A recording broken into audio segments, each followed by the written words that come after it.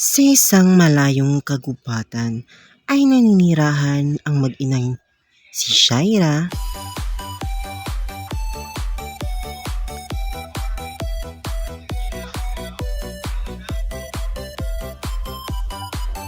at Diwata.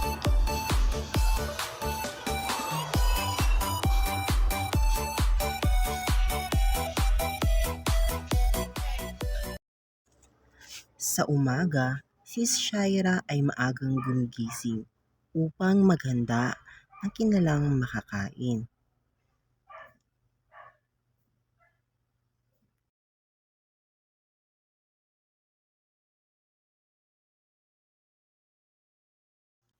Habang si Diwata ay tulog na tulog pa dahil napuyat kakalaro sa kanyang dalawang pusa na sina Kitty at Ming. Ngunit ang kwento natin ngayong umaga ay hindi tungkol sa mag-inang Shaira at Diwata, kundi tungkol ito sa dalawang pusa ni Diwata na sina Kitty at Ming. Sina Ming at Kitty ay matalik na magkaibigan mula pa nung bata sila nang iniwan sila ng kanilang mga magulang. At nung nakita sila ni Diwata ay agad naman silang kinupkop nito. Itinuring na parang pamilya ni Diwata ang kanyang dalawang pusa mula nang ito ay kanyang kinupkop at inalagaan. Naging malalim ang relasyon ng tatlo na para bang sila ay naging magkapatid na.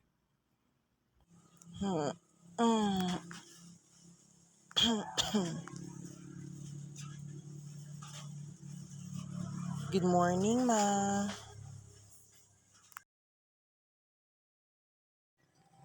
Good morning, anak. Halika, magmagahan ka muna.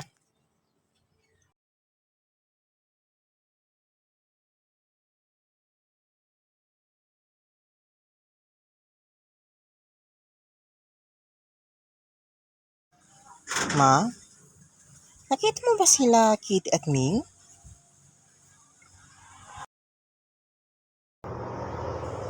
Wala ba sila sa higaan nila?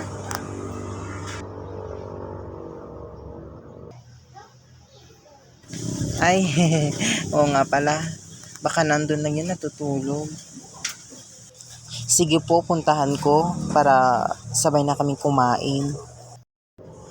Hay nako, itong batan to talaga. Sige. Lalabas muna ako kasi maglilinis ako sa bakuran. Tapos yung garden natin, ang dami ng mga damo kaya kailangan na bunutin. Pakainin mo na rin sila Ming at Kitty mamaya. Sige, alis na ako na. Nandyan lang pala kayong dalawa. Kanina ko pa kayo hinahanap. Halina kayo at mag-umagahan na tayo. Sabay na tayong tatlo.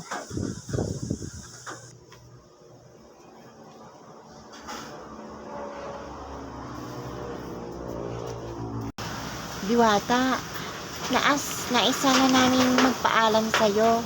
Pwede ba kaming mamasyal mamaya ni Kitty?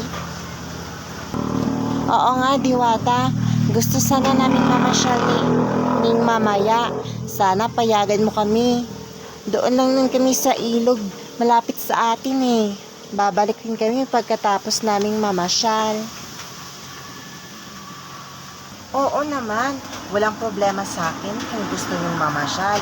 Basta kapag malapit ng gumabi, umuwi na kayo kasi hindi natin alam kung anong maaring mangyari sa inyo pag gabi na. Nasa kagubatan pa naman tayo. Naiintindihan nyo ba? Sige, papayagan ko kayong mamasyal. Yay! Maraming salamat, Diwata. Promise, uuwi kami bago magabi. Namasyal na nga ang dalawang magkaibigan malapit sa ilog kung saan maraming mga tanawing maganda at mga halaman. Mayroon ding mga ibon na nagliliparan, mga bulaklak na sobrang ganda ang kulay. Ang ganda pala talaga dito, Ming. Oo, sabi ko sa'yo, di ba Kitty? maganda rito. Maganda rin ang mga tanawin at sariwa pa ang hangin. Oo nga. Sana susunod bumalik din tayo dito. Pwede naman, basta payagan tayo ni Diwata. Kailangan kasi natin humingi ng pahintulot bago tayo pumunta rito. Alam ko yun. Kailangan din talaga natin humingi ng pahintulot nang sa ganun magkaroon sila ng ideya kung saan tayo pupunta. Baka kasi mawala tayo tapos hindi nila alam kung saan pala tayo. Oo nga, kailangan nilang malaman. Ay, alam ko na. Ang boring kasi. Maglaro tayo. Sige, anong gusto mong laro? Wait, Alam ko na. Maghabol-habulan tayo. Tapos pagkatapos natin maghabulan, magtago-taguan naman tayo. Tapos bahay-bahayan. Ano, gusto mo ba yon? Oo naman. Sige, ikaw taya. sige, tumakbo ka na.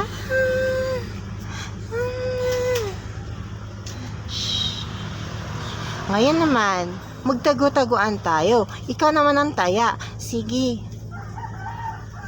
Magbibilang ako ng hanggang 10. 1, 2, 3, 4, 5, 6, 7, 8, 9, 10. Nasaan kaya si Ming? Nakikita niya ba si Ming?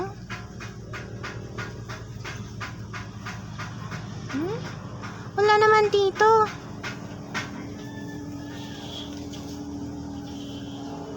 Nasaan si Ming? Wala naman sa likuran ko.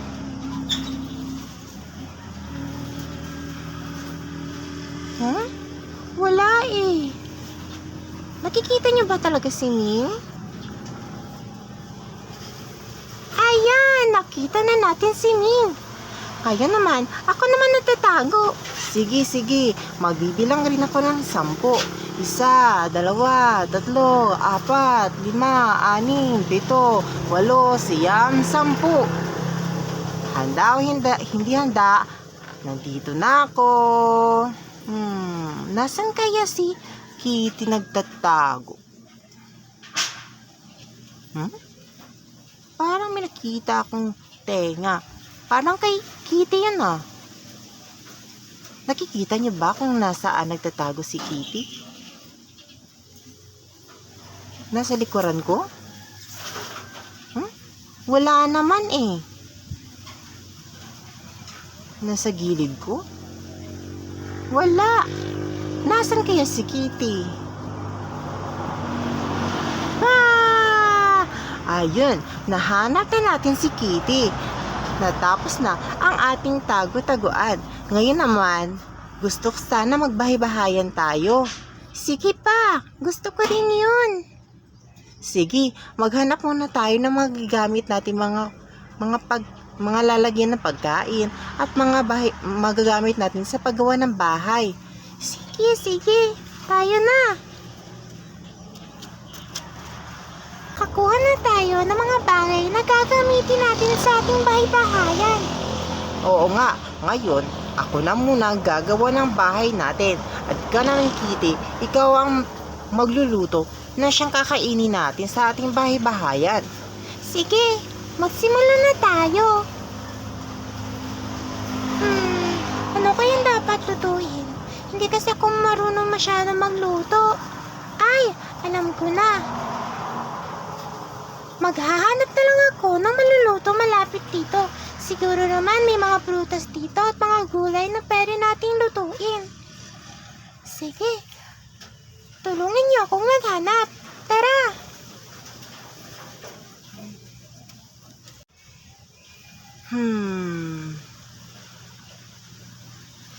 Ano kayang gagawin o ano kayang forma ng bahay na gagawin ko?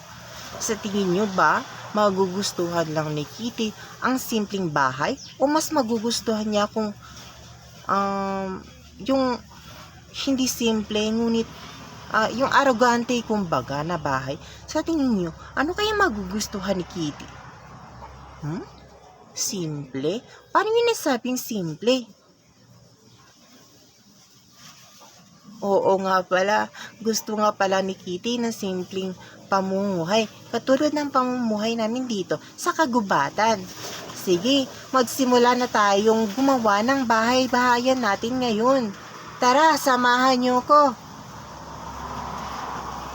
Narito na lahat ng ingredients na gagamitin natin sa pagluluto. Kaya ngayon, simulan na natin magluto.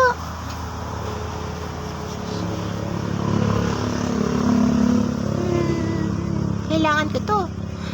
Ito rin.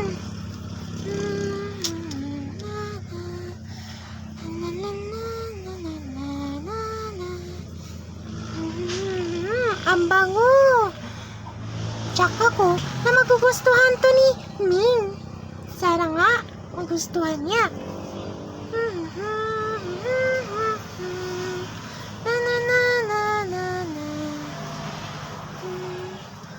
Ay, alam ko na. Puntahan natin si Ming. At alamin natin kung anong ginagawa niya. Tara, samahan niyo ko. Ming, Ming! Oh, bakit Kitty? Tapos ka na ba sa paggawa ng bahay-bahayan natin? Malapit na. Ikaw, tapos ka na bang magluto? Hindi pa, pero malapit na rin yun matapos. Sana nga magustuhan mo yung niluto ko. Ay nako Kitty, siyak na magugustuhan ko yung niluto mo. Magaling ka naman magluto. Anong magaling?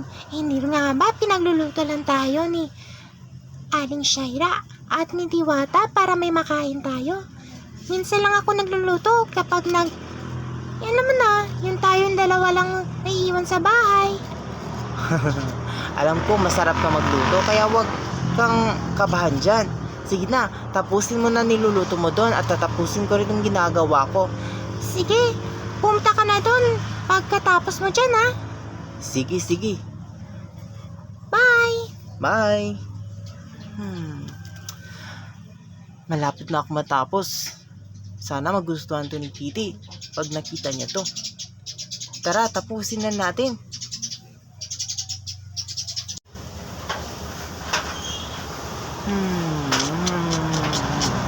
Ano, masarap ba? Ang sarap nga ng niluto mo. Sabi ko na magaling ka magluto. Hehe, akala ko nga hindi magiging masarap yung niluto ko. Buti na lang. May mga pagkain, may mga prutas at mga gulay sa paligid. Ako naman, ngayon samahan mo ko sa ginawa kong bahay. Tara.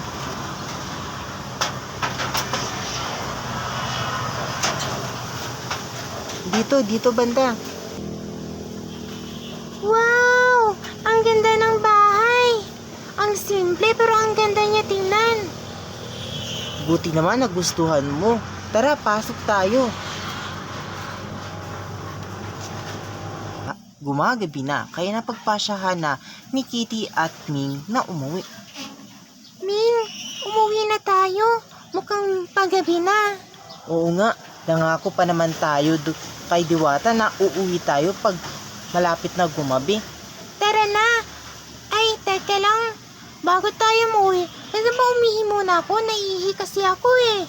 Sige, hintayin kita rito. Sige, dun lang ako ihi, malapit sa puno. Ang tagal naman ni Kitty umihi.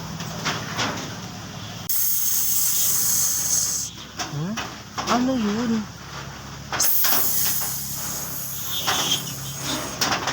Ano yun?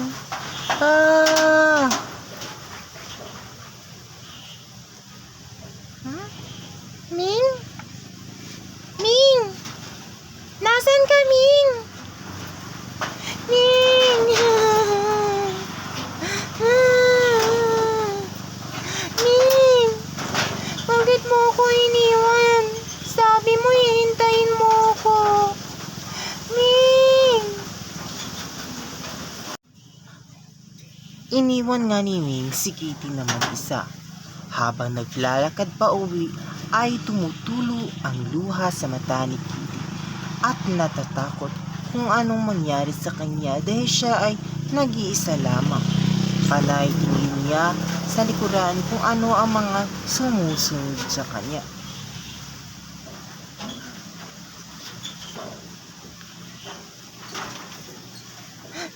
sabi ni Wing, hihintayin niya ako. Pero iniwan lang pala niya ako. Yun bang gawain na isang tunay na kaibigan? Ano yun? Parang may tao papunta. Nagtago sa puno si Kitty dahil sa takot niya kung sino ang taong papunta malapit sa kanya. Ang hindi niya alam ay si Diwata pala ang papunta sa kanya at hinahanap siya nito. Ming! Ming! Kitty! Nasaan ka na, Kitty? Si Diwata yun ah. Diwata, nandito ako. Diwata. Kitty! Hintayin mo ako, papunta na ako dyan. Diwata. Nakita nga ni Diwata si Kitty at kinuha niya ito at umuwi na. Ayos ka lang ba, Kitty? Oo, ayos lang ako. Pero kanina, takot ako kasi iniwan ako ni Ming. Pasensya na, Kitty. May nakita kasi akong ahas kanina kaya natakot ako at tumakbo. Huwag na mag-away. Kitty, hindi naman sinasadya ni Ming na iwan ka. May nakita kasi siyang ahas doon malapit at sa tingin ko kaya siya tumakbo kasi natakot siya dun sa ahas. Patawarin mo na si Ming. Alam mo, kung mas papaanin mo ang galit mo, mas lalong lalala yung pag-aaway nyo. Patawarin nyo na ang sarili nyo. May kasalanan si Ming, may kasalanan ka rin.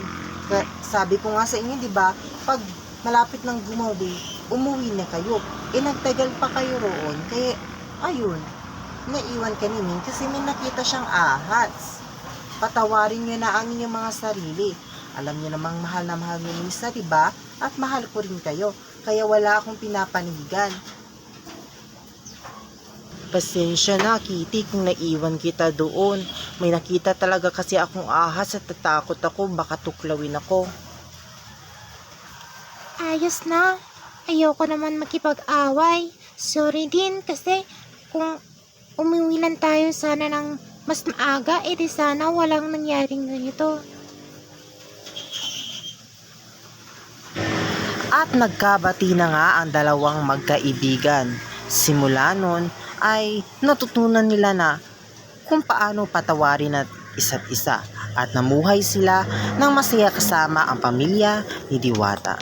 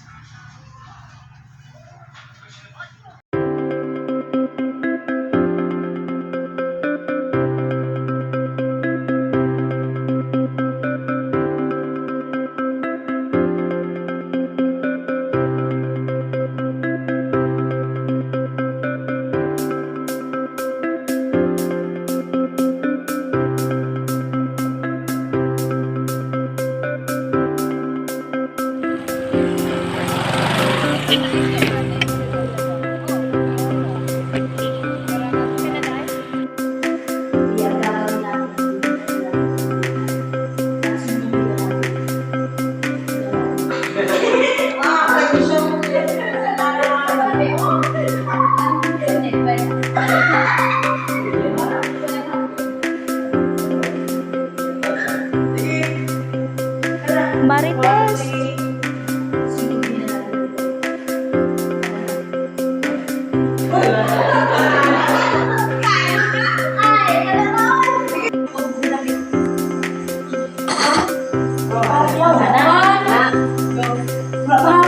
Panggigil imong nawong miles.